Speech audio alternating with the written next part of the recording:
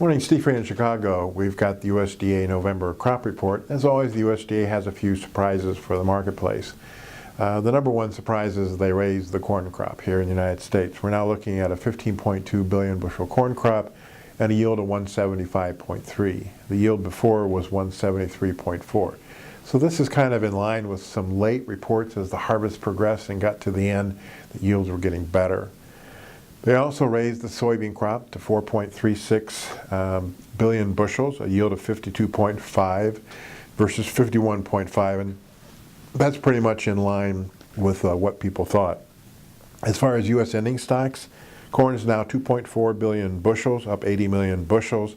They did try to offset a little bit of the higher crop by increasing ethanol usage by about 25 million bushels. In the bean, the carryout's now 480 versus 395.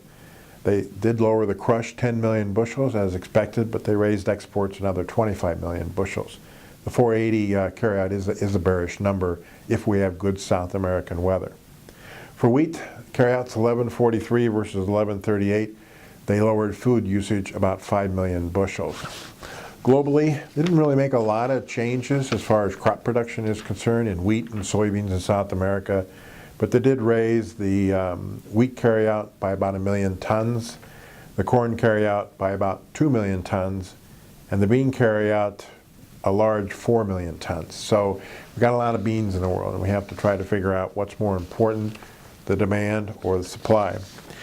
One note for our Canadian friends, we've seen a pretty significant rally in the canola prices since July, and most of that had to do with wet weather in Canada. And we continue to see good demand from China.